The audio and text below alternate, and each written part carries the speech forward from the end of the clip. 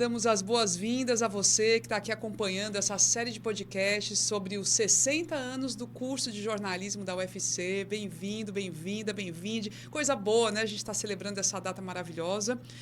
E a gente vai comemorar, né, os 60 anos no dia 12 de novembro e, para isso, foram realizados 6 episódios para contar um pouco da história do curso a partir de seus personagens principais, ou seja, os egressos, os alunos.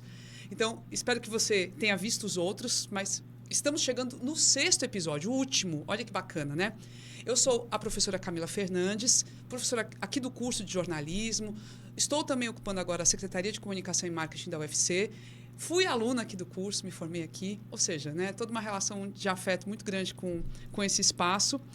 E agora, nesse último episódio, a gente vai falar especificamente do último período, que é entre 2015 e 2025. Estudantes que passaram por aqui nesse período vão conversar com a gente. Ou seja, gente que já terminou o curso há pouco tempo e gente que está aqui ainda cursando.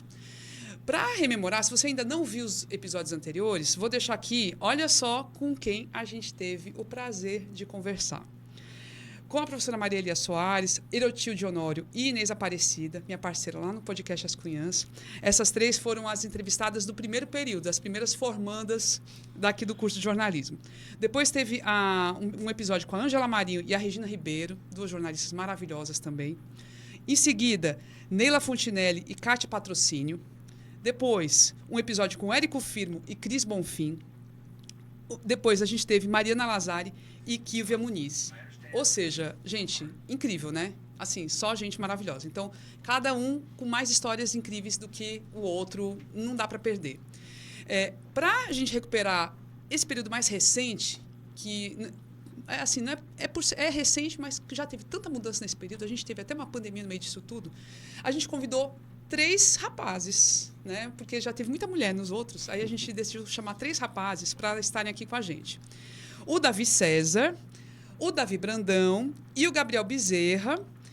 Sejam muito bem-vindos. E aí, antes da gente, de vocês começarem a falar, eu vou só apresentar rapidinho os 3, tá? O Davi César tem 26 anos, é natural de Fortaleza, jornalista formado aqui pelo curso, atua como repórter da TV Verdes Mares, é a carinha mais conhecida dos 3 aqui, já. O Davi Brandão tem 26 anos, é nascido em Caucaia, cursou o ensino médio no Colégio Maria Antonieta Nunes, no bairro Conjunto Ceará, aqui em Fortaleza, e está no 8º semestre, me orientando, inclusive, estagiou na Rádio Universitária e lá na Secretaria de Comunicação e Marketing. E, por fim, temos o Gabriel Bezerra, que tem 19 anos, é natural de Fortaleza e é aluno do 4º semestre do curso.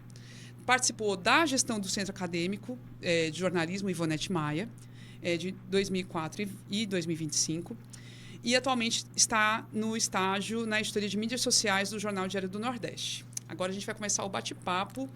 Quero agradecer demais, viu, meninos? Obrigada por estarem aqui, valeu mesmo. Eu que agradeço, Camila. Uma gigantesca. A primeira pergunta é a seguinte: como é que vocês decidiram cursar jornalismo? Como é que veio na cabeça essa ideia incrível de cursar jornalismo? É sempre uma dúvida. Assim, a escolha da profissão é difícil, né? Mas sim, como é que nasceu isso? Vou começar pelo Davi. Primeiro o Davi, depois o segundo Davi. Boa. Bom, no meu caso, eu tenho uma história que me marca bastante, né? Sobre como eu escolhi cursar jornalismo.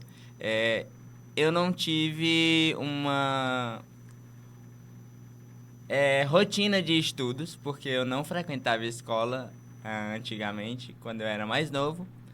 E eu aprendi a ler dentro da minha casa, através de assistir jornais na TV. Eu aprendi a ler soletrando os GCs dos jornais. E escrever também da mesma forma. E aí, conforme eu fui aprendendo a ler, fui entendendo as notícias que saíam nos jornais, fui conhecendo jornalistas, eu acabei criando essa paixão e essa gratidão ao jornalismo, porque ele me deu a escrita e me deu a leitura. E aí eu decidi cursar jornalismo e escolhi, graças a Deus, a UFC. Que massa, que massa.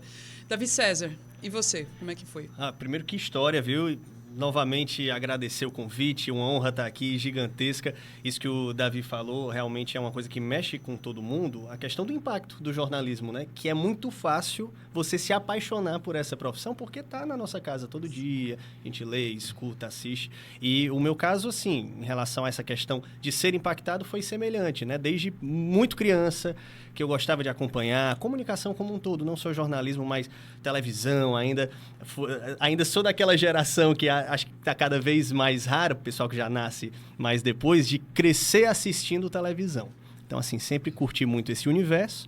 E aí, de escola, algumas iniciativas também ajudaram a fortalecer esse vínculo. Então, eu estudei na Parquelândia a vida toda e lá tinha uma rádio-escola, né, que a gente batizou de rádio interativa. Então, era a rádio dos recreios. A gente chegava, eu era um dos locutores dessa rádio, a gente perguntava as músicas que o pessoal queria e ia tocando na hora do recreio. Em paralelo, tinha também o jornalzinho da escola. Aí, assim, isso foi fortalecendo. Ensino médio já tinha muito claro na minha mente que eu queria realmente cursar o jornalismo. Então, até brinco que no Enem, por exemplo, não tinha segunda opção. Era só jornalismo. Não tinha, agora tá baba. E aí, assim, sou muito feliz com a minha escolha de profissão e tô nela. É bom, né? Se sentir realizado. Sim. E Com você, certeza. Gabriel? A minha história com o jornalismo ela é de muito tempo. Assim, eu tenho 19 anos, né? Então muito tempo é pouca coisa no meu período de vida. Mas eu queria fazer jornalismo desde a quinta série. Eu me apaixonei pelo jornalismo a partir do entretenimento. Porque eu fui uma criança que assistia muito canal fechado e eu gostava muito desses programas de música, né? Só que aí, a partir do ensino médio, veio vindo outras possibilidades, que foi a história. Eu sou apaixonado por história e coisas envolvendo política. Só que acabava que eu sempre retornava pro meu sonho, de certa forma, que era o jornalismo.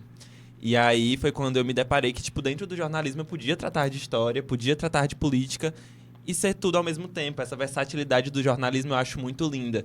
E aí, no ensino médio, eu fui criando muito a questão do letramento racial e eu percebi que, às vezes, o jornalismo ele pode ser muito distante de pessoas específicas, sabe? Então, eu entrei no jornalismo para poder falar de tudo e poder falar com todo mundo de uma forma que as pessoas entendam, porque eu acho que nem sempre a gente precisa usar muitos termos ou algo do tipo para poder se encontrar dentro do jornalismo, sabe? E eu acho que isso também com o jornalismo, acho que por isso que eu decidi cursar o jornalismo. E o meu negócio com o jornalismo é lei de atração mesmo, eu pratiquei bastante a lei de atração. Passava em frente ao UFC e aí eu passava em frente à reitoria. Eu dizia que eu ia estudar na reitoria. Aí quando eu cheguei aqui, eu descobri que, tipo, não tem como estudar na reitoria. Foi enganado. Exatamente. Era tudo bait. Eu não ia estudar dentro daquele palácio que é a reitoria. Eu tinha dessas também, viu, Gabriel? Eu me imaginava aquela questão da idealização. Eu, assim, início dos anos 2000, me imaginava de fonezinho de ouvido, nos jardins da reitoria, ouvindo um rock enquanto esperava pra aula começar. E eu era acostumado a ver a UFC da televisão. Então, quando eu vi a estrutura da UFC, quando eu vi os prédios, quando eu vi como tudo funcionava, até hoje, no 8º semestre, eu não acredito que eu tô aqui. Oh, meu Deus! Oh, meu Deus! E eu acho muito massa a questão da lei de cotas, que eu passei pela lei de cotas, usei todas as cotas que eu tinha ao meu favor, usei ao meu favor, e eu passei no último lugar da lista de espera. Então, tipo assim, o meu negócio com jornalismo foi realmente lei da atração. Que tinha que ser. Eu achei que não ia passar no ano que eu fiz o Enem, eu passei direto no ensino médio, mas, tipo assim, como a lista de espera sai depois, eu não imaginava que eu ia passar no jornalismo, eu já tinha me frustrado. E eu mudei às 23h50 do último dia do SISU, então, tipo assim, eu acho que era pra ser mesmo, acho que a lei da atração funcionou. Deu certo aí. O que tinha que ser é. A gente vai voltar a falar de lei de cotas já. Mas aí, beleza, passaram, chegaram aqui, você já deu spoiler. Você chegou, achou que era na reitoria e descobriu depois que era aqui, do outro lado da rua, que é um pouquinho diferente. Sim. Mas quais foram as primeiras impressões que você teve quando você chegou no curso, Gabriel?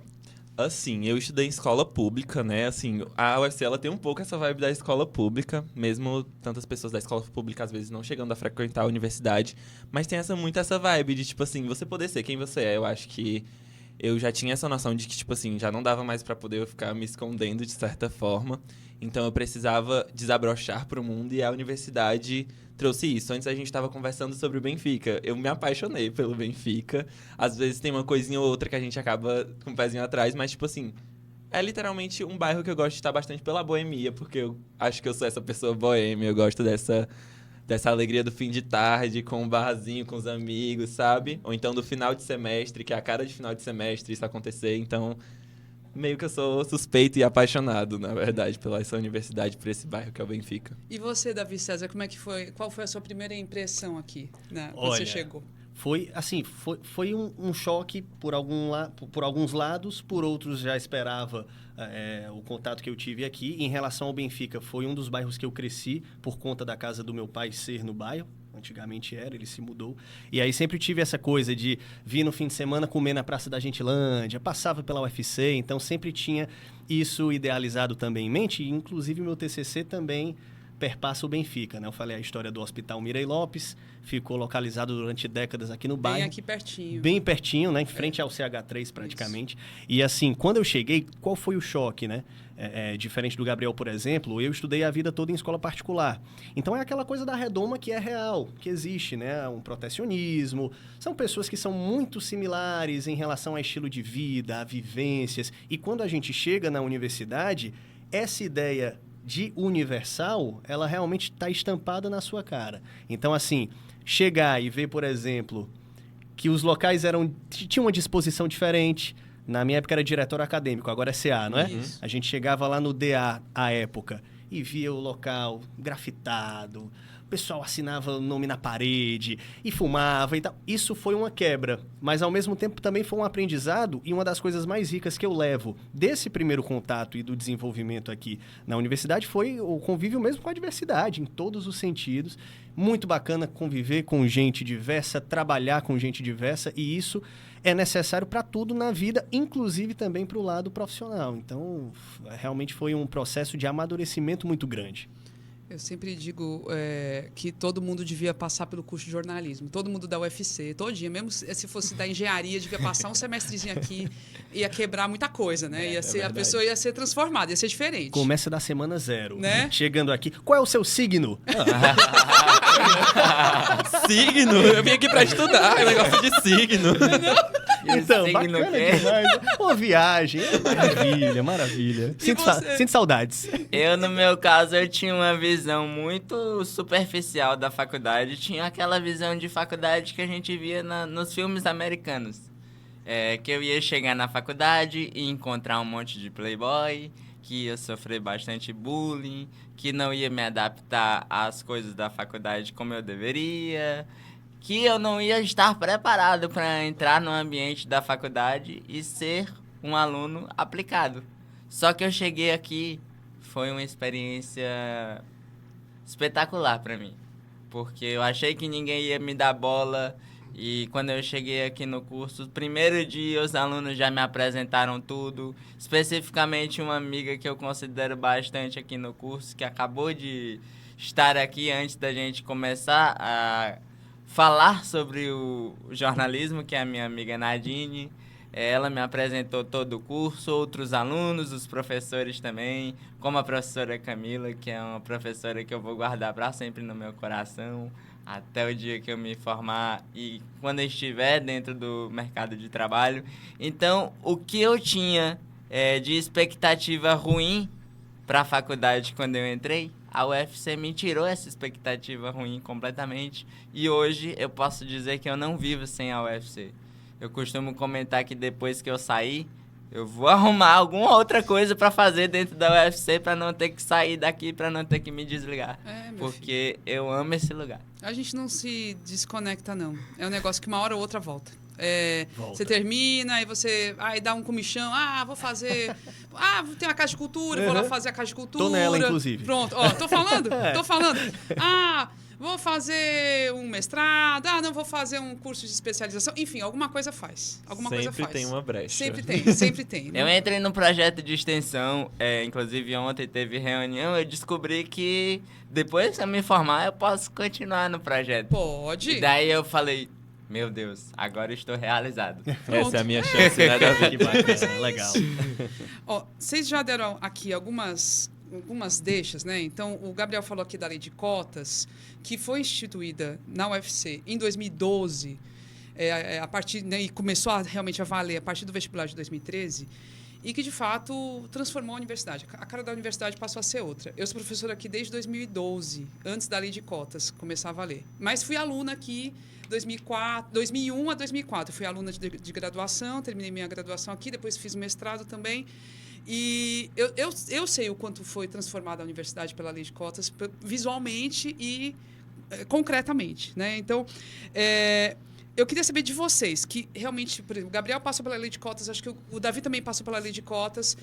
Como é que vocês avaliam a implementação, a visão de vocês, e o Davi também, né? Uhum. Eu queria dar a opinião dos três. Vou começar pelo Davi César, que não entrou pela lei de cotas, entrou pela ampla concorrência. Fala um pouquinho da sua visão. Como Eu é que você acho sente? brilhante, eu acho necessário no nosso curso, sobretudo, é uma coisa que agrega demais em relação à vivência mesmo. E alguns dos profissionais mais brilhantes com quem eu convivo hoje no mercado são profissionais que vieram oriundos de lei de cota. Né? Pessoas hoje que não estão somente no Ceará, mas pelo Brasil todo. Enfim, essa questão Temos da até vivência... na Globo, lá na Globo News, Exato, temos. que eu troco figurinha direto. Então. Querido William Barros. Pô, William Barros é meu contemporâneo aqui da faculdade. Aí toda vez que tem uma entradinha que eu entro lá, William, tô te vendo, né? A gente troca figurinha. Temos, E convivemos aqui, inclusive, falando do William, num projeto que os próprios alunos criaram à época, que era o Medium, que era justamente essa questão do apoio por pares. E aí foi onde houve essa convivência muito grande entre todos os tipos de estudantes, de todos os tipos de semestre, quando a gente realmente via na prática o quanto essa questão da vivência, da bagagem, das diferentes experiências de vida realmente agregavam também no processo jornalístico, né? Para além das amizades. Davi, conta um pouquinho como é que foi a sua experiência. A minha experiência... Primeiro que eu não acreditava que eu fosse passar, mas quando eu passei, eu tive a minha vida transformada. E eu acredito que a lei de cotas ela é super importante, porque hoje, se eu estou aqui na UFC, é muito graças a ela. A lei de cotas, diferente do que muita gente fala, não tira o mérito do aluno em passar na universidade. Muita gente critica a lei de cotas, pessoas às quais eu convivo, motoristas que me trazem até a universidade, familiares até, que acham que se você não tivesse ido pela lei de cota, você não teria passado. Eu sempre defendo, porque graças à lei de cotas, hoje eu posso ser um excelente profissional, e a lei de cotas ela abriu portas na universidade que antes não eram abertas. A gente interpretava, como eu disse agora há pouco, a universidade como espaço de gente rica. Isso. De gente bem estruturada financeiramente, de gente de boa família. E a lei de cota acabou com isso. Não acabou, digamos. Ela diminuiu isso bastante. Hoje ainda temos muitas dificuldades na universidade, mas a lei de cotas ela já transformou bastante do que era antes para o que é hoje. Então, é mais do que necessário que a lei de cotas ela exista e que ela não só exista, mas que ela seja apoiada e amplificada. Porque graças a ela, assim como eu, assim como todos que entram pelas leis de cota, a vida dessas pessoas pode ser transformada através dela. Com certeza. E, Gabriel, fala também do seu ponto de vista, de quem entrou pela lei de cotas, e estando agora na universidade, como é que você enxerga a implementação? Eu concordo, assim, em certa parte com o Davi, mas eu também concordo com o fato de que ainda falta. De verdade. Essa conversa me remete muito a um papo bem sério que eu tive com a minha melhor amiga daqui, que inclusive a gente nasceu no mesmo dia, é uma coisa muito... Sempre falo isso quando eu falo dela. Mas a gente chegou na sala de aula, depois de um tempo de aula, depois de um tempo, já que a gente estava aqui, a gente olhou um pro outro e falou assim, onde estão as pessoas negras dessa sala de aula? A gente tem a lei de cotas, mas, por exemplo, quando a gente chega na faculdade, a gente se depara com, tipo assim, pouquíssimas pessoas negras de verdade, assim. Eu acho que falta pessoas, eu acho que falta diversidade trans, por exemplo, é uma coisa que eu acho que precisa ainda ser debatida. Tem um certo espaço, mas eu ainda acho que esse espaço é muito pequeno para vasta quantidade de pessoas que tiveram seus antepassados sequestrados, que tiveram seus antepassados mortos, ou então que são mortos no seu cotidiano. Então, eu acho que ainda falta. Eu acho que, às vezes, a lei de cota precisa ter, por exemplo, numa banca, pelo menos, pessoas negras, né? Muitas vezes, em algumas bancas não tem pessoas negras pra dizer se uma pessoa é negra ou não, ou algo do tipo, sabe? As bancas de heteroidentificação que você está falando, né? Exatamente. Então, eu acho que ainda falta o olhar de pessoas da classe para poder dizer, olha, isso é necessário e isso não é necessário. Porque outra coisa que também é muito difícil é essa questão da heteroidentificação. Você chegar, por exemplo, para mim foi muito difícil eu ter que gravar um vídeo me autodeclarando uma coisa que eu nem tinha certeza se eu era ou não. Porque eu fui me entender como pessoa negra parda dentro da faculdade. Quando eu comecei a ter vivências e, tipo assim, nossa, isso aconteceu comigo também. E aí vem muito do que o Dev falou. Tipo, essa convivência me ajudou a entender que, tipo assim, meu Deus, eu acho que eu sou uma pessoa negra e eu acho que eu sofro racismo.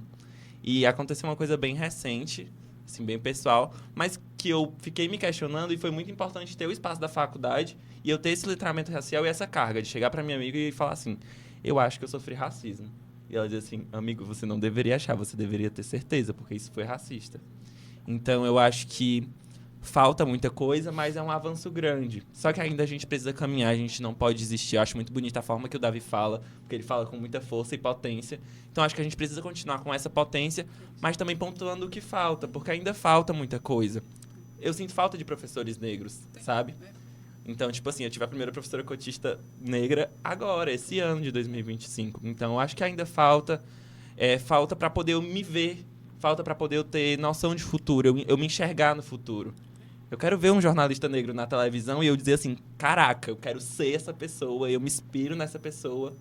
E eu acho que é isso. E é importante a gente não deixar morrer. Ah, já conquistamos muita coisa, tem gente preta na universidade, tem cota, acabou. Não, Exatamente. não acabou. Ainda falta muito É. a se conquistar. E só se conquista com luta. Porque se a gente ficar acomodado, acaba tudo que a gente conquistou de direito. Não, e acho que um elemento que falta, que aí é visível, é nítido, e a gente estava falando um pouquinho antes de começar a gravação, é a acessibilidade. Porque, assim, beleza, temos as cotas para pessoas com deficiência, por exemplo, mas a universidade não está devidamente adaptada para isso. Outra questão é a própria permanência, né? Então, a questão da acessibilidade é um dos elementos de permanência, mas tem a questão financeira mesmo. Tem estudantes que têm mais dificuldades. Nesse ano passado, a universidade iniciou, para os ingressantes, o auxílio ingressante. Sim. Então, os cotistas agora entram com o auxílio ingressante, que é uma coisa importante para a permanência. Tem o restaurante universitário também. Enfim, tem algumas políticas, mas eu queria ouvir de vocês o que vocês sentem também falta para essa permanência. E Davi, da sua época, o que você via que era mais difícil para os seus colegas também, assim, para se manter, para continuar estudando, né? Vou começar pelo Davi, Brandão. Davi, me fala um pouquinho do que você sente falta, dos problemas. Na questão de acessibilidade, eu sinto mais falta da estrutura mesmo.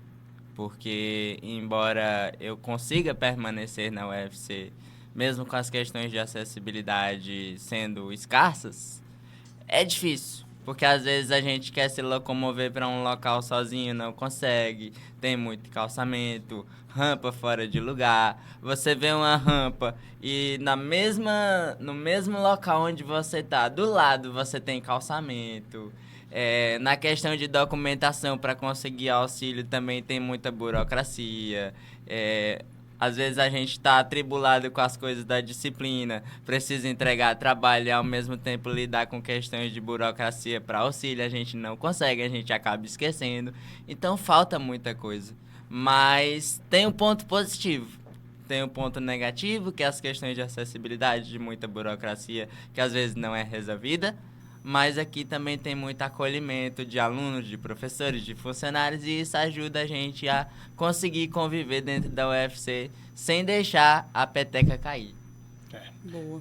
Questão de locomoção e de alimentação é sempre coisas que pegam, né? E que diferencia muito na prática, assim, para quem tem essa vivência de precisar se locomover de mais distante para vir à universidade. Questão de alimentação, tinha estudantes que já na graduação tinham o RU, assim, como realmente um espaço extremamente fundamental, porque distribuir aquele almoço por um preço simbólico. É 1,10 até hoje. 1,10 até hoje. Não sofreu diferença desde a minha época, não, então. Continua o mesmo preço. E isso para muita gente é ouro, porque é uma questão que ultrapassa, assim, os limites da universidade, né? É questão de sociedade mesmo. Você fazer um lanche na rua hoje é caro. Você gasta R$10 para comer uma tapioquinha e um cafezinho. Complicado. E assim, é um dinheiro que, principalmente quem está ingressando na graduação, muitas vezes as pessoas não têm esse dinheiro e vão ter um alento, um alívio quando entram num estágio.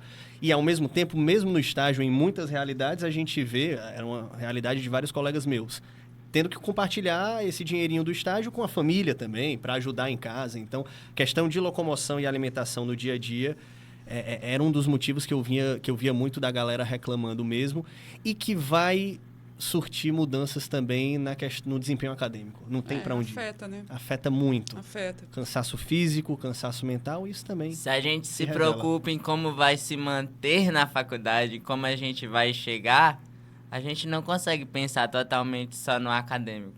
A gente precisa dúvidas. primeiro pensar em chegar, Sim. e se a gente chegar, se a gente vai conseguir fazer os trabalhos. Então, Isso. é bem... Fica em segundo plano, né? Fica em segundo plano. Eu acho que isso aconteceu muito comigo, assim, no primeiro semestre. Eu trabalhava e estudava. Eu era jovem aprendiz. Eu comecei jovem aprendiz em 2023 e eu entrei em 2024. Então eu fiquei, tipo assim, o ano todo de 2024 trabalhando e estudando ao mesmo tempo. Teve a greve, o que deu um respiro no trabalhar e estudar. Mas é muito como o Davi falou, tipo assim, quando eu tenho que me preocupar em acordar cedo pela manhã e vir pra faculdade à tarde, tentar ter uma rotina saudável à noite, eu vou dormir meia-noite e tenho que acordar 5 da manhã no outro dia. Então acaba que eu não vou conseguir focar, eu não vou conseguir dar o meu melhor nas minhas aulas, mas eu vou tentar, porque só de estar aqui já é um ato muito político. E da minha escola, eu acho que poucas pessoas passaram na faculdade pública. E uma coisa que eu tenho muito é a cobrança. Ela é horrível às vezes, mas também ela me ajuda muito a persistir. Eu acho que dentro da acessibilidade, como você falou, Camilo, tem coisas que, tipo assim, fazem a gente ficar na faculdade mesmo ela não sendo o melhor lugar pra gente nesse momento. Como o Davi falou, os professores, como os meus amigos, minhas amigas, os espaços de convivência.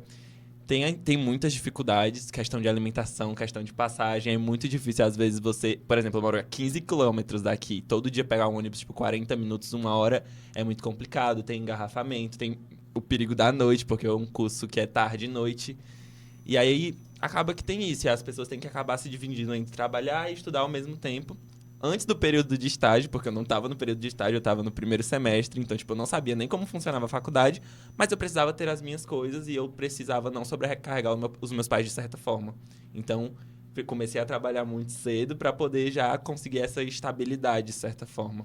E aí, com o tempo, eu percebi que não estava me ajudando e tive que parar. E todas essas questões afetam também uma coisa importantíssima, que é saúde mental. Sim, né? Que é uma verdade. discussão que tem sido cada vez mais batida, mas porque precisa ser mesmo. Essa questão do Exatamente. acolhimento, essa questão do acompanhamento também, que é um luxo para a maioria das pessoas, é você conseguir ter Com uma certeza. terapia, um acompanhamento psicológico. Então, acho que aqui, isso dentro do ambiente universitário também tem que ser Faz observado. falta, né? Sim. Sim. E você lembrou uma coisa muito importante mesmo, essa questão da saúde mental entre universitários é pesada, é um período difícil, é um período de Sim. descobertas, é um período, né, da cabeça estar muito mexida, de muita cobrança, de Exatamente. muita incerteza, você não sabe o que vai ser o seu futuro, né? É muita coisa. Sim. E tem as cobranças, tem os trabalhos para entregar, né, Davi? Tudo isso interfere. Eu, por exemplo, sou muito pressionado pela minha família porque eles querem que eu me forme logo. E eu não sei se eu vou conseguir entregar tudo que eu preciso entregar para se formar no dia que eles querem. Então, eu sou muito pressionado. Eu sei lidar com essa pressão, eu não me afeto tanto, mas tem pessoas que não têm a mesma estrutura mental. Então, é importante pensar em todos, em cada caso. Sim. Aí, gente, vamos falar um pouquinho desse tempo que é tão tecnológico. Vocês, né, já nasceram num período... Já nasce mexendo no celular, Já né? nasceram... exatamente. Vai na televisão, bota a mão assim pra ver se roda. Isso é maravilhoso. Meu filho fez isso, gente. Uma vez foi muito engraçado. Eu falei, comecei a rir, meu Deus do céu. E Quando pensou eu que era vejo uma touch. casa sem internet, sem televisão com internet, eu já fico, como assim? Como Acho vive, estranho, né? né? Como vive. É sério, é muito. Vocês, né, são muito tecnológicos. E agora o negócio está assim, acelerando. A gente agora tem esse negócio de inteligência artificial e Sim. tudo mais. E no jornalismo é muito impactado, né? O jornalismo, de modo geral, é muito impactado porque, enfim, a gente está falando de uma área com poucos recursos financeiros, né? As empresas de comunicação têm dificuldades financeiras e aí vão sempre para o mais fácil, né? Então, se puder substituir um ser humano por um robô, né? Vão fazer isso facilmente. Mas fora isso, continua tendo mercado, enfim, as coisas continuam existindo. Eu queria saber como é que vocês estão sentindo a presença da IA, das ferramentas tecnológicas, porque também tem muita coisa boa, gente. Não dá para negar, né? O Davi César estava falando de decupagem. Assim, explica para o povo que está ouvindo, que está assistindo a gente, como é que era quando você fazia entrevistas com pessoas, o que você tinha que fazer e agora o que a IA ajuda a fazer? Então, processo de decupagem que é importantíssimo no jornalismo, porque é a seleção daqueles melhores trechos que vão efetivamente entrar numa edição final. Né? Das entrevistas. Você entrevista a pessoa. De imagens, muitas vezes Isso, também. E aí, na minha época de graduação, a gente relembrando aqui antes de começar a gravar, que eu, decupando entrevistas para séries especiais, para TCC, eram horas de áudio que a gente tinha que ouvir tudo no fonezinho de ouvido, digitar palavra por palavra, e eu achava um saco. Era uma das coisas realmente mais sacais que precisavam ser feitas em universidade, porque era aquela coisa assim, em universidade e no trabalho também, porque era aquela coisa cansativa, física, né? E hoje em dia, com IA, com recurso mesmo, em aplicativo de mensagem, a gente consegue subir um áudio e ter aquela transcrição automática. Minha gente, o que isso mudou na vida do jornalista? E aí eu acho que é independente de geração, viu? Porque eu vejo gente da lista aí, viu? Da lista honrosa da UFC de outras décadas, que hoje se aproveita muito dessa tecnologia que mudou o dia a dia, né? Quem sofreu sabe o que é isso. Dá-se um jeito de aprender esse negócio aí. Aprende. Vai se virar aprendendo. Verdade. Tiveram que andar pra gente correr, pelo visto. Mas, Davi, assim, só aprofundando um pouquinho, já que você está no mercado já.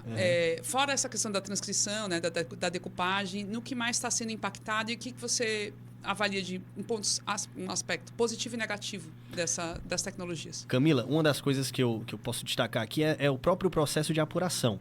E aí dá para a gente até fazer um balanço, um contraste em relação a isso, porque essas ferramentas, em grande parte, vieram para ajudar, principalmente na questão da velocidade. O ritmo tecnológico, ele muda tudo. O ritmo de vida e o ritmo jornalístico também. Então, hoje há uma pressão muito maior em entregar a informação em tempo real, em entregar a informação de um modo mais rápido possível.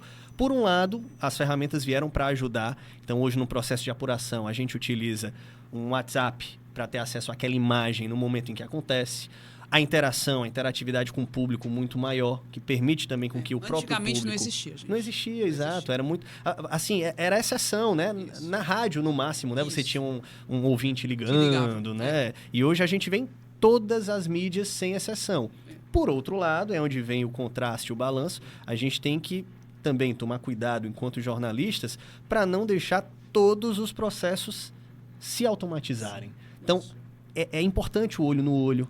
É importante a apuração no local, e eu acho que ela nunca pode ser substituída 100% por um processo tecnológico de apuração. A apuração é o que eu destaco, então. Isso, perfeito. Agora vamos para os meninos que estão aqui na faculdade. Vocês já aprenderam que não pode mandar o ChatGPT fazer a tarefa, né? Vocês já aprenderam isso. Mas, não, me contem, como é que vocês estão lidando com isso aqui nessas práticas? Tu no estágio, Gabriel, como é que tá? Rapaz, o Davi tava falando aí, eu tava assim, meu filho, é desse jeito mesmo, como pode, né? Esses dias eu me deparei com uma situação muito louca. Eu tava no trabalho, e como eu trabalho com mídias sociais, tem muito esse negócio da demanda, tipo assim, as pessoas querem algo viral a todo momento, no caso não os meus gestores, mas sim o público, porque a gente tá acostumado com esse cotidiano. Então, eu me deparei com um vídeo de um meninozinho, que ele tava no elevador, e ele estava orando pra poder sair do elevador. E aí, tipo assim, a gente achou a coisa mais linda, tipo assim, meu Deus... Que vídeo ótimo, vai ser ótimo pra algum viral, algo do tipo. E aí, quando a gente vai ver os comentários, era IA. Tipo assim, um vídeo super realista, era câmera de segurança. Então, tipo, a imagem tava embaçadinha. Ele tava com voz de choro. Então, tipo assim, a voz robotizada se disfarçava muito. E eu já tinha enviado, tipo, pra pessoa que soltou o vídeo. E aí ele falou assim, Gabriel, acho que o teu vídeo é IA, o vídeo que você mandou. Aí eu assim, como assim esse vídeo é IA? Aí eu, pera aí que eu vou conferir. Fui no TikTok, abri os comentários, porque eu tinha visto esse vídeo no TikTok. E tava lá, gente, esse vídeo é IA. O tapete se mexe quando a porta do elevador abre. Linha específica some quando o garoto chega perto dessa linha. E eu, meu Deus, foi tipo assim, tão nítido que era real. E aí eu fui enganado pela IA no ambiente de trabalho. E aí eu entrei em um site, tipo assim, descobri se IA se o vídeo é IA ou não. E aí, tipo, coloquei o vídeo lá, e aí, tipo, 93% desse vídeo é feito por IA.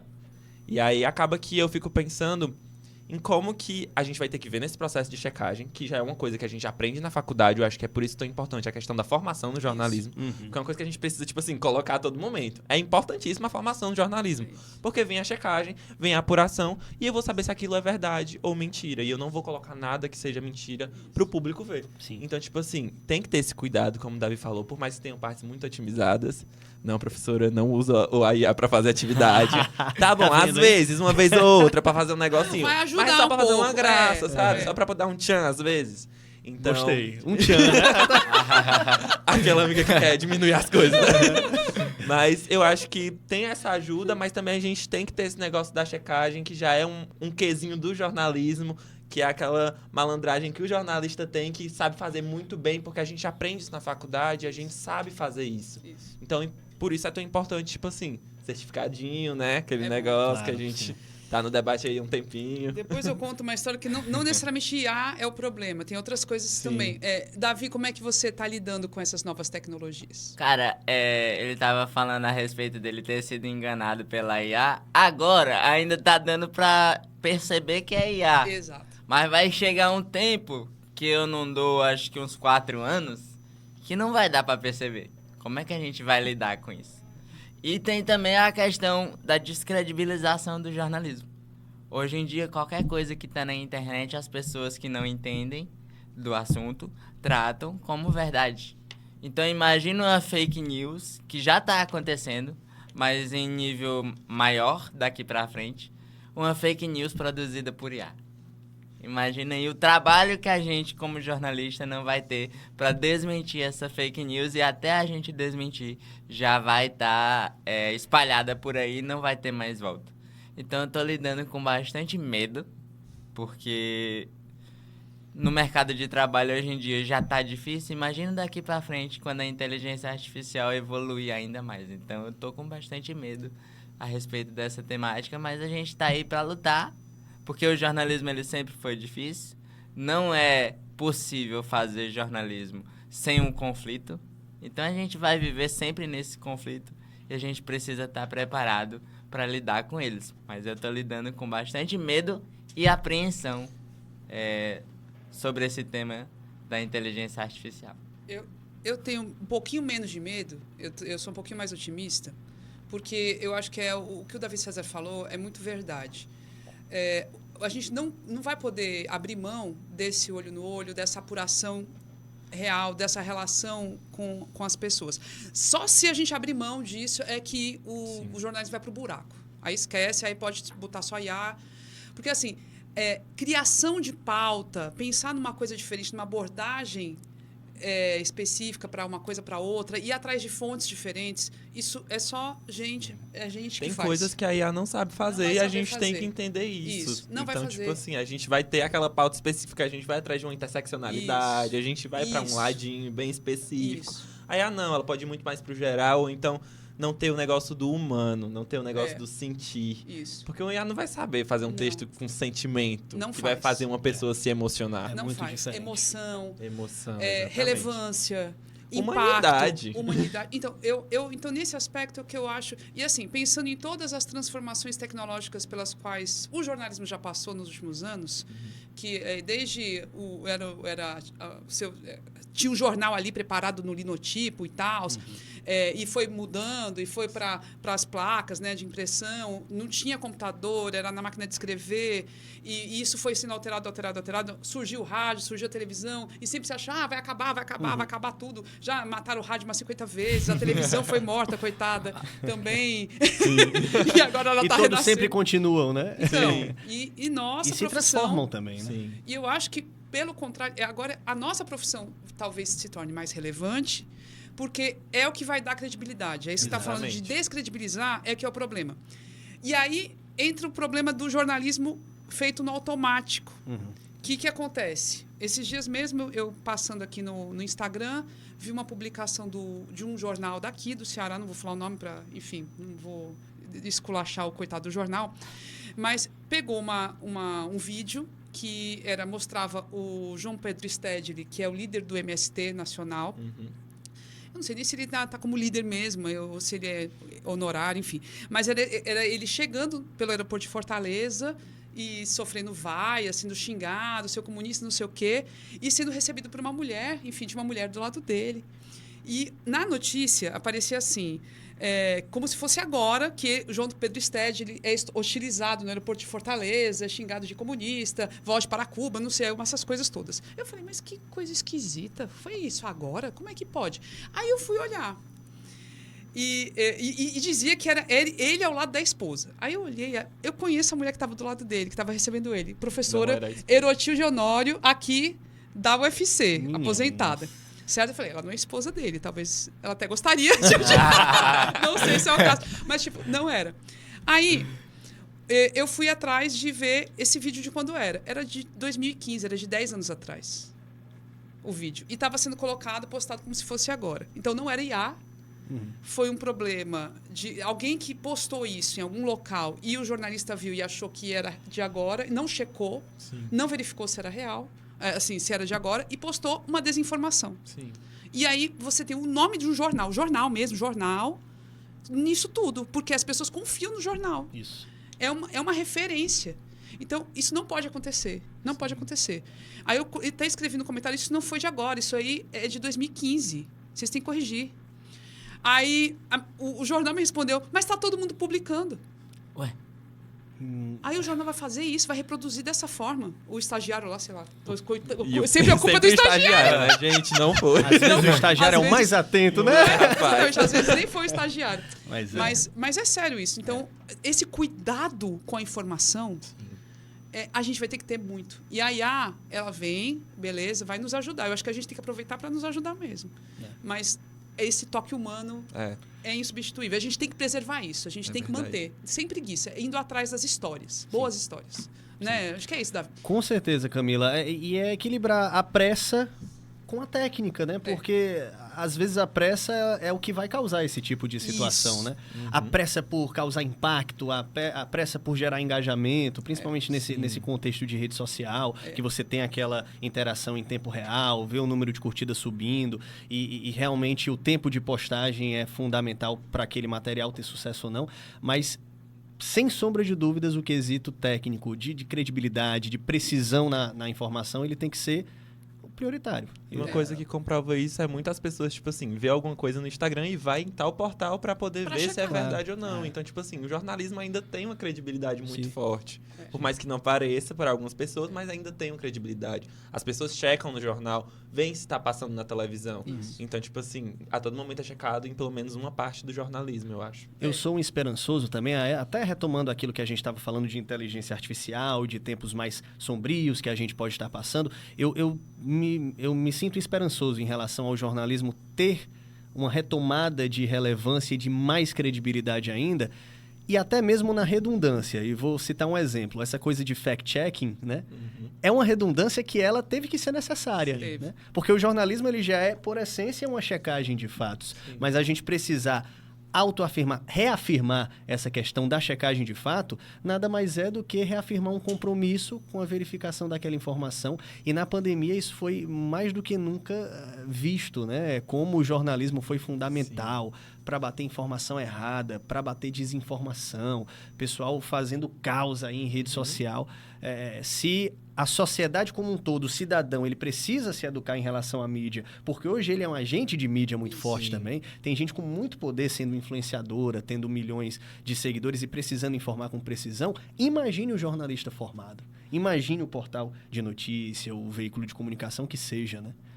Muitos criticam o jornalismo, mas na época da pandemia, por exemplo, como o Davi falou, a primeira fonte para a qual as pessoas recorriam era o jornalismo, para saber se era verdade aquilo que falavam, para ver declarações do presidente, para ver declaração de ministro. Isso. Então, ainda temos alguma credibilidade, mas também há muitas pessoas que deixam essa credibilidade de lado e focam em notícias de rede social, que às vezes não têm a devida preparação para informar as pessoas. Sim, sim.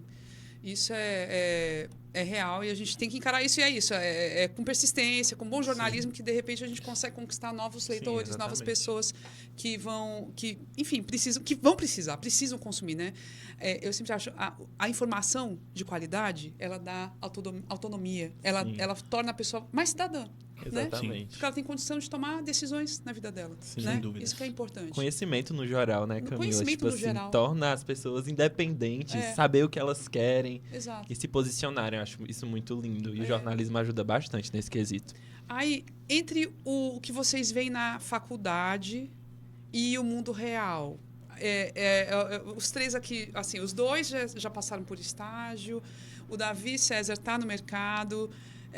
Porque assim, o curso de jornalismo, o jornalismo mudando o tempo todo, tempo várias inteiro. coisas, tecnologias, não sei o que, tarará. A gente fica tentando atualizar currículo e tudo, mas é lento o processo, né? Às vezes não acompanha. Não acompanha. E aí, qual é a sua visão sobre, assim, qual foi o choque, talvez, né? Entre o que estava circulando aqui no curso, que você estava aprendendo, e o mundo real, e o que foi útil do seu aprendizado para a aplicação no mundo real, assim, do mercado? Sim. Eu estudei numa época em que a ementa ainda estava desatualizada, Sim. né? Houve uma atualização mais recente, que 2020. deve ter uns 5 anos. Pronto, 2020. Eu estudei aqui na ementa ainda de 2011, se eu não me engano. Então, muita coisa ainda era desatualizada. Era um foco muito grande em formatos que já não eram tão atuais para o jornalismo que se praticava. Então, não vou dizer que houve uma dificuldade de adaptação no mercado de trabalho, mas isso principalmente por conta das pessoas que fazem a UFC. Porque, embora a ementa fosse desatualizada, os profissionais, na sua maioria, não eram. Então, existia um esforço muito grande dos professores em fazer essa atualização. E aí, uma palavra-chave para mim, para além das disciplinas convencionais, é projeto de extensão. Foi fundamental para mim. Foi cria de vários projetos. Você foi do grupo, né? Do grupo. Seu filho, né? Era meu filhote. Deus o tenha. Foi um projeto Deus de extensão. Morreu. Jaz aqui, grupo. Aqui eu tive que dar fim ao bichinho. Mas era um projeto bacana mesmo. Assim, os meninos não tinham muitas oportunidades de fazer produções em vídeo, né? Sim. E o grupo era para isso, para ter essa chance de produzir vídeo, né? Com toda certeza. E foi esse contato do grupo e um dos que mais me ajudou na inserção do mercado de trabalho. O primeiro estágio que eu tive, a primeira oportunidade, foi como editor de vídeo da já extinta marca, né? TVDN, né? A TV do Diário do Nordeste, né? Então, foi por conta do grupo, da aprendizagem que eu tive na prática. Era muito legal, né? Porque os alunos, assim, quem participava aprendia uns com os outros. Sim. Então, não era uma professora ensinando, não. Um já sabia editar, ensinava para o outro. Exato. E aí, ia passando, porque eles faziam um rodízio de tarefas. Então, isso é fantástico. Contato com gente de vários semestres. Na minha época, enquanto a Camila estava licenciada, Rafael Rodrigues e a Nayana foram os mentores do grupo, ajudavam bastante e, assim, davam os caminhos, né? Mas, como você disse, os estudantes que realmente se orientavam, se ajudavam. Eu aprendia com quem era do 8º, do 5º semestres, e aí ia reencontrando essas pessoas no mercado de trabalho. Então, essa vivência... Esse é o conselho que eu dou para qualquer estudante que me pede algum conselho. Realmente apostar em projeto de extensão, para além da vivência da disciplina, porque uma coisa vai complementando a outra, né? Isso. Davi, como é que você está sentindo, assim? Você sente essa diferença entre o que está aprendendo na faculdade, aqui no curso de jornalismo, e do que você está vendo aí que pode ser o mercado? Você acha que tem uma correspondência? A principal diferença é que aqui a gente tem a liberdade de poder fazer as nossas pautas. E no mercado de trabalho, muitas das vezes, a gente não vai ter. A gente tem aquela vontade de fazer aquela determinada pauta, aí a gente não consegue fazer. Às vezes a gente quer implementar, por exemplo, algo que eu gosto bastante, sobre esporte. E não tem como fazer, porque às vezes não é aceito. No mercado de trabalho vai ser isso. A gente muitas das vezes vai lançar a pauta, a pessoa vai falar, interessante, mas não dá para fazer. E aqui na UFC... a gente tem a liberdade de fazer a pauta que a gente quiser, desde que tenha a consulta correta, né, para checar informações, a gente é bem instruído e isso é bastante importante. E sobre o que o Davi falou de projeto de extensão, atualmente estou em 2, que é o Neomarcha e o Cocultura, que lida com questões da sociedade, a questão LGBT, questões culturais da cidade de Fortaleza, talvez até do Brasil. A gente se aproxima mais de outras culturas, de outras vivências, e o projeto de extensão nada mais é do que isso, da gente sair do ambiente da universidade para ir para a sociedade, para ver como tudo funciona. Não ficar somente preso dentro das 4 paredes da universidade. O projeto de extensão é importante por conta disso. E o mercado de trabalho, ele é cruel. A gente tem que aprender a lidar com essas coisas, mas nunca perder aquela vontade de, na primeira brecha que aparecer, a gente jogar nossa pauta e fazer o que a gente gosta também. Legal. E você, Gabriel, o que você está sentindo no estágio, né? Que você está fazendo, a diferença? Sim. Enquanto o Davi falava, vinha uma coisa... Os dois Davis falavam, né? É, Enquanto os dois Davis os falavam, dois vinha muito na minha cabeça uma frase, né? Que é aquela, lute como um professor. Porque o Davi falou que os professores ajudaram muito nesse processo. Hoje em dia nosso currículo tá bem melhor, assim, Davi. Não tá tão antigo, tipo 2011, é o de 2020. Mas a gente ainda tem o impresso. O impresso, ele... Jaz aqui impresso, ainda não. Vamos ver, né? E... Rapaz, mas o impresso existe. Existe, é. não. Talvez, vem aí. Não, mas tipo assim, além do impresso, a gente aprende muita coisa nessa cadeira em específica do impresso. Então, tipo assim, por conta dos professores, as cadeiras se tornam bem atuais, com temas atuais, tratando de coisas bem interessantes. Então, acho que os professores ajudam muito, de verdade. Obrigada, Camila, inclusive. Não foi minha professora ainda, mas tipo assim, você é professora, entendeu? Tipo, já é uma forma de agradecer. Não deixa o impresso morrer, não deixa o impresso acabar. É, Sim. exatamente. E aí, lembrando dos projetos de extensão, atualmente participo só de um, né, saí do Neomarcha, eu era coordenador sonoro do Neomarcha, inclusive.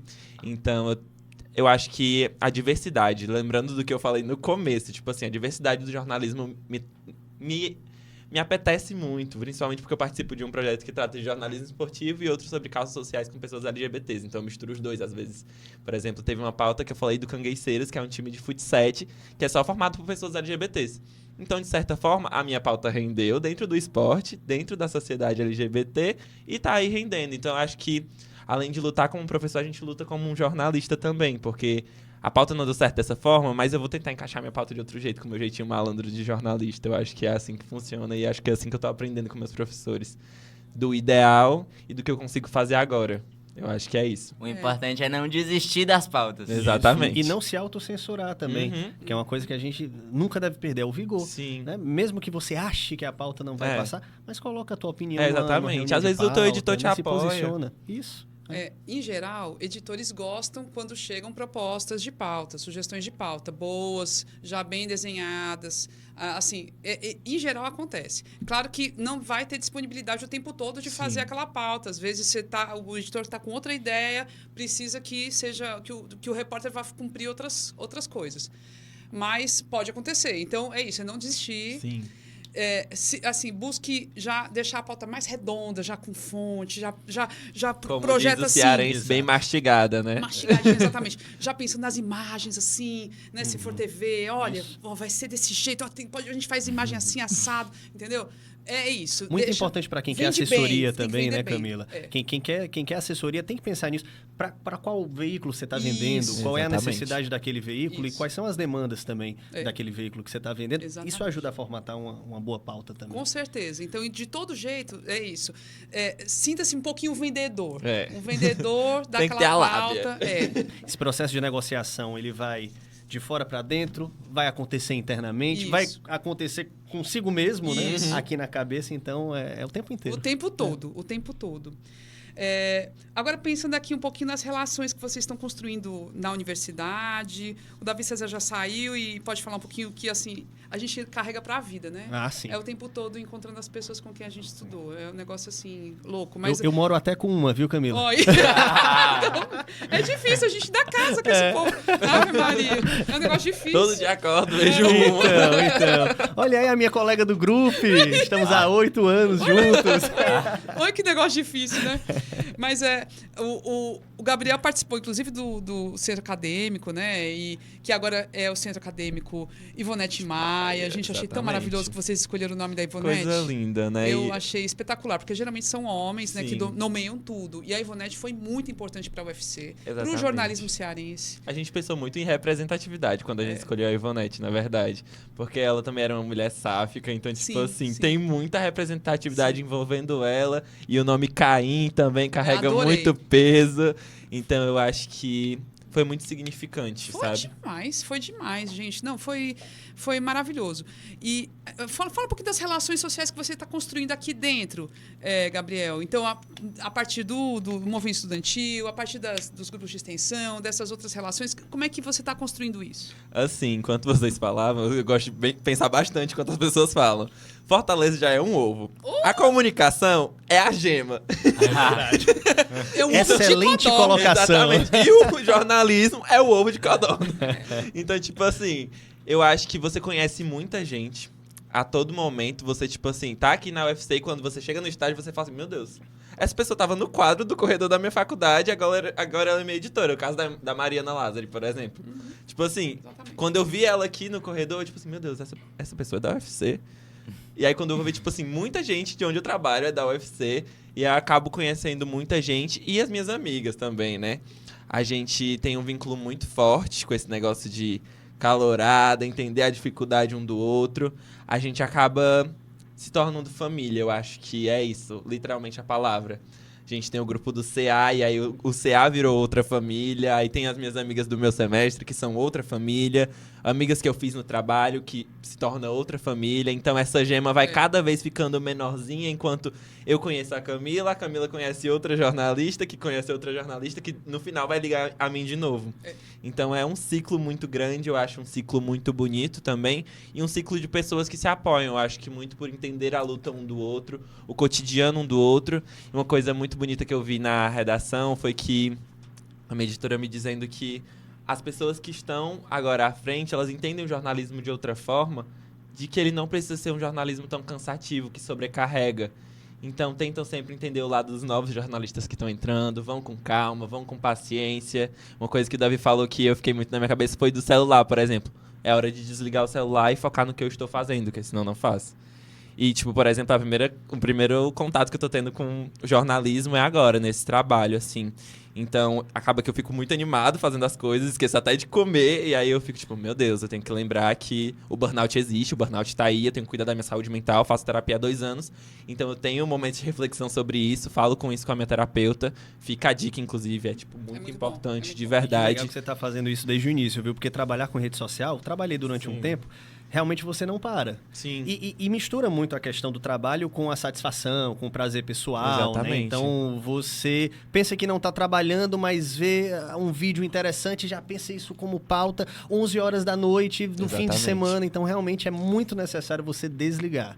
Porque uma das coisas que veio com esse celular, com a mobilidade cada vez maior, é de você não desligar do trabalho, né? Exatamente. Ter o tempo inteiro alguém falando contigo, né? Ou informação que não para de circular. E meio que você se sente obrigado a responder, e aí você entra nesse ciclo de obrigação, que na verdade não é obrigação, é criação social, Isso. e você fica tipo, meu Deus, tenho que trabalhar, ou então quando você não trabalha o suficiente, você não se sente importante o suficiente, e acaba que entra nesse looping vicioso, e aí fica nessa dificuldade do jornalismo. O jornalismo não desliga, mas você tem que desligar. Exatamente, Perfeito. eu acho que é essa a frase mesmo. Aí, Davi César, e você? Você falou já deu esses... Já soltei Já uma, matou, né? já matou, assim.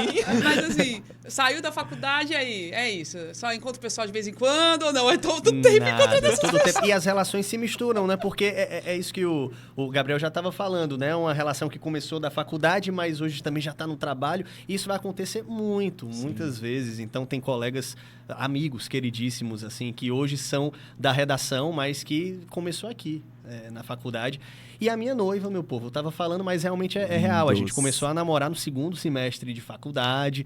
Nosso primeiro contato foi em calorada, em processo seletivo de projeto de extensão. E aí se tornou realmente, hoje, né, um noivado que já tem quase 8 anos. E nosso primeiro Não enrolha filho a menina. Nada, não. Já foi pedido casamento, Rapaz, já. 8 anos, eu já tava assim, não vai... É porque a gente era muito novinho, gente, tá ó, certo, né?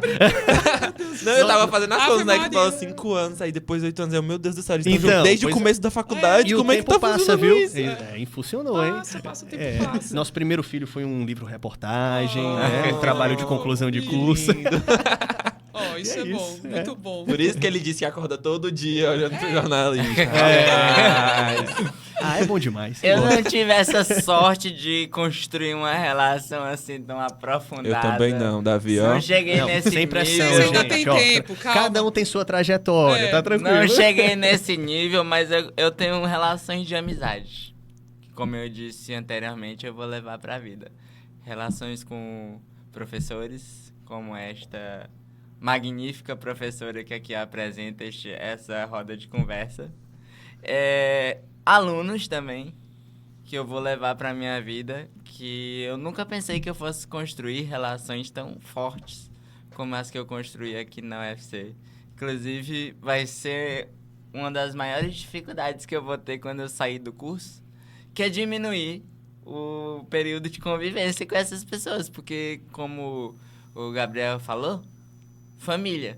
Já virou minha família, a UFC já virou minha segunda casa. Eu passo mais tempo aqui do que na minha casa. Então, quando sair daqui, vai ser muito complicado de lidar. Tá, agora o que eu faço nesse período sem a UFC? Então, pra mim, a UFC significa família. Eu construí muitas relações, passei por muitas dificuldades que alunos, que professores me ajudaram a superar. Então, pra mim, a palavra a se dizer sobre a UFC, sobre tudo que eu vivo aqui, sobre as minhas relações é família.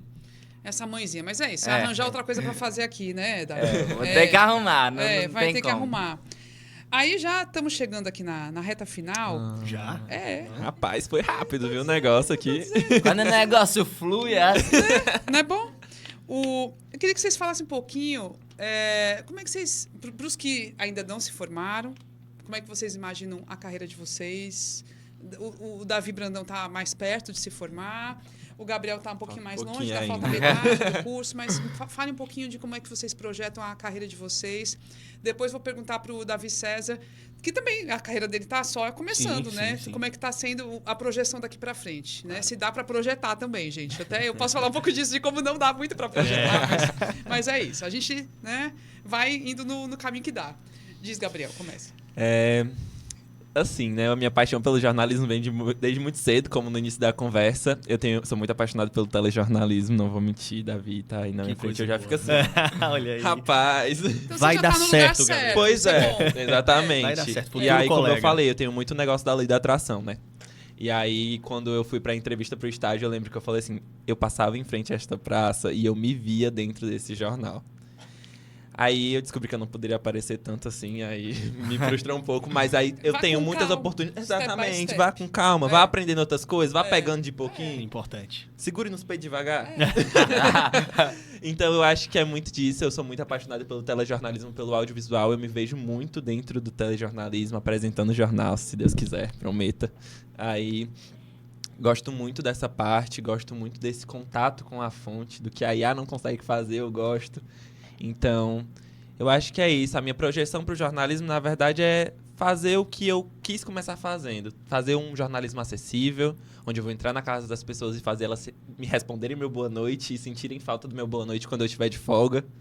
E eu acho que tentar levar essa paixão do jornalismo e que as pessoas continuem acreditando nesse trabalho tão importante, que salva vidas, que mata vidas também, e que também é político, na verdade. Eu acho que é isso que a gente tem que ressaltar bastante. É por aí. Davi Brandão, como é que você se projeta? Eu me vejo no futuro formado, contando grandes histórias. Contando grandes histórias como foi o caso da minha história com o jornalismo. O caso da minha história, um jovem sonhador da Caucaia, que sonhava em ser jornalista desde os 11 anos de idade, que não tinha condições de estudar por conta do preconceito. As escolas, elas não me aceitavam e por conta disso eu demorei bastante a começar a estudar e que só teve o que tem hoje graças ao jornalismo. Então eu me vejo contando essas grandes histórias, mudando, transformando vidas através do jornalismo. Porque às vezes eu acho que a gente não tem essa noção de que a gente é capaz de transformar uma vida ou várias vidas com uma matéria só. Então eu me vejo contando histórias e ajudando a transformar a vida das pessoas através do jornalismo, assim como o jornalismo transformou a minha vida e hoje me trouxe até aqui. Então, Muito me bom. vejo assim no futuro. E vai ser. E vai ser, Davi. Vai ser. Acreditando. Se Deus quiser. Vai ser, vai ser. E trabalhando, e correndo Demais. atrás, né? Continuar na batalha que vai ser, vai ser. E, Davi César, como é que você tá? Você já tá na televisão, já é um rostinho conhecido, está aí, né? Tá na batalha, pagando os boletos com jornalismo, pagando os boletos com jornalismo. Exato. Mas como é que você pensa, assim, que o futuro, como é que vai ser para sua vida? Você acha que vai ter espaço para outras práticas, fora do telejornalismo, por exemplo? Você se vê explorando outros espaços também? Sim, com certeza. Camila, foi uma coisa que a UFC me ensinou também, né, nessa trajetória, a nunca me fechar para nenhuma possibilidade. Então, a minha formação, ela sempre foi pautada por uma multimedialidade. Isso já aconteceu também na minha trajetória desde estágio. Então, já passei por jornal impresso, já passei por portal, rede social. Rádio foi o único veículo que eu não passei, mas podcast já. E agora Tem um na pezinho, televisão. né? Exato. E foi interessante que no meu... Você tinha rádio escola. Tinha rádio escola, então Pronto, já teve a rádio já também, teve né? rádio. Pronto, obrigado. Fez o check em verdade. tudo, né, Davi? Olha aí. Pois é, então assim, acho muito bacana e acho que o jornalismo conversa cada vez mais com isso. Então assim, hoje na própria TV, embora realmente a função primária seja de telejornalismo, a gente colabora também com um colega do G1, escreve um textinho, tira uma foto e essa conversa é saudável e salutar. Então assim, gosto muito do que eu estou fazendo no momento, estou muito naquela fase de curtir essa fase da carreira, porque realmente assim, tudo partiu do sonho. O que os meninos estão falando era a mesma coisa que eu pensava há alguns anos e que penso hoje ainda, porque é importante não deixar a chama desse sonho morrer, que a gente acaba se deparando com isso também na carreira, né? Muita gente perde o brilho do olho e acho que é um dos processos mais tristes, né? Na nossa carreira é o pessoal que entra com tudo e que perde o brilho do olho, muitas vezes porque as expectativas eram maiores do que aquele equilíbrio mesmo da realidade, que às vezes não é como a gente pensa que vai ser. Então, assim, essa coisa... Não morrer a sementinha do sonho, mas trabalhar muito, se dedicar muito, não deixar o ego falar mais do que a razão, fazer o seu trabalho dia a dia, escutar aquelas pessoas que têm a capacidade de te ajudar, isso me ajudou muito. Às vezes falar menos e ouvir mais ajuda também bastante. E viver o dia a dia. Bom conselho esse de ouvir bastante assim, as pessoas com mais experiência, os colegas, enfim, outras pessoas do seu meio. É tão importante isso, porque é isso, a gente... Tenho certeza, vocês vão sair da faculdade com um diploma, com uma formação que é bem diversa e tudo mais, mas não acaba o aprendizado. Ele só continua, só continua, só continua. Essa mentalidade tem que estar bem aberta, tá? E vou dizer uma coisa, tô doido para voltar para essa casa, viu? Estudar um mestrado, continuar numa casa de cultura, porque a gente precisa se renovar também. Exatamente. Diz que tô curtindo cada dia, mas a gente precisa se renovar, se atualizar. Importante. Eu comecei, lá atrás, né? Eu queria só o impresso mesmo, então meu negócio era esse, vou escrever para jornal, aí o impresso morto, coitado. Corta para hoje. Não, corta pra hoje. Mas, e fiquei bons anos fazendo meu impressozinho, né? Trabalhando como repórter, que é isso, o amor pela reportagem, Ave Maria. Nossa, não tinha substituição. Até que um dia as coisas mudam, aí tive que virar editora. Assustadíssima. Ai, meu Deus, vou ter que fechar a página de jornal. Pronto, fui ser editora. Aí depois fui parar na televisão. Putz, grilo, e agora? Televisão? Como assim? Eu não sei falar. Ai, meu Deus.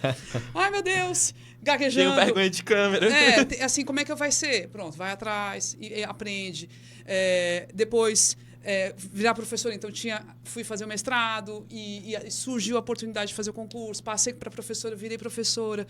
Depois, agora mais recente, fui para podcast. Enfim, essas coisas. E agora estou com uma assessoria de comunicação, que eu nunca tinha trabalhado com uma assessoria de comunicação. E as coisas vão acontecendo, então, né, Camila? as coisas vão acontecendo. É isso. A gente tem que ter essa abertura. Porque o mais legal de tudo, como jornalista, é a gente estar aberto para tá em contato e tá trabalhando com essas diferentes realidades. E tá trabalhando com comunicação. Que é o mais legal. É o mais legal de tudo. Em qualquer meio, entendeu? Em qualquer meio. As Sabe pessoas qual, têm mas- muito essa de achar que o jornalista, ele sabe de tudo. Ele vai entrar já dominando todos os assuntos. Mas não é assim. Não. A gente vai aprendendo aos poucos também. Seja você experiente, seja você estagiário, seja você professor. Isso. E técnica se aprende. O bom profissional, o bom isso. comunicador, ele vai desenrolar qualquer formato, Isso. qualquer mídia. Isso. Se ele tiver essa essência de precisão na informação, de Isso. checagem, de escuta, de olhar, É isso. ele vai desenrolar qualquer formato. Essa é uma excelente mensagem. Por isso que o impresso não pode morrer. E sabe o que é mais lindo ainda? Esse brilho no olhar falando de jornalismo. Eu acho que isso daí que dá mais energia pra gente, de verdade. Que não percam. Porque tem um brilho no seu olhar quando você fala de jornalismo, Eu adoro Camila. Isso esse é maravilhoso. negócio. É a minha cachaça. Eu tô percebendo, tô percebendo. Isso aí não vai... Eu ouvia histórias de gente mais velha que falava assim, isso é coisa de foca. Que eu era jovem, né? E gostava empolgada com as coisas e falavam isso. Isso é coisa de foca. O que seria uma coisa de foca? É porque foca é a expressão de jornalista jovem. É o jovem Sabe jornalista. como é que a foca se comporta? Aquela coisa... O vibrador, né? O vibrador. Toda felizinha, pega a bolinha e joga a bolinha. Isso. A foca é esse animal, né? Que tem essa característica. Colocação interessante, né, rapaz? E aí tem esse apelido, né? De jornalista jovem ser foca. Isso. Sim. E a gente... Eu carrego isso, eu sou uma foca até hoje. Eu sou uma foquinha até hoje. Que é maravilhoso, É, né? um pouquinho mais realista, mas Eu como um foca. curuminzinho, coisinhas- eu fico assim, tipo, lhe vendo, eu fico, rapaz, essa mulher é muito maravilhosa, como pode um negócio desse? Umas coisinhas vão mudando, né, Camila? Na atitude, na postura, mas Sim. aquela coisinha interna, né? Continua. Ela continua. Não pode perder mesmo. É o não coração. Pode, não pode. O jornalismo vai tentar tirar. Vai. Ó, as redação, canto escroto. É. Difícil. Vai tentar tirar esse brilhozinho no olhar, mas não percam. Isso. Não percam. Nem que seja num projeto separado, independente. Hoje em dia tem muitas possibilidades. A gente cavar esses espaços também, tá? Verdade. Olha aí, mensagem passada, gente. Olha aí. E nós batalhamos tanto para chegar onde a gente tá, e aí quando a gente finalmente consegue, a gente vai perder o brilho? Não pode. Boa. Não pode deixar a peteca cair. Não. Meninos, eu quero agradecer demais a participação de vocês. Eu acho que a gente encerra esse ciclo de episódios para festejar os 60 anos do curso de jornalismo com chave de ouro. Com certeza. Porque as histórias aqui excelentes, cada um com uma história muito diferente do outro, né?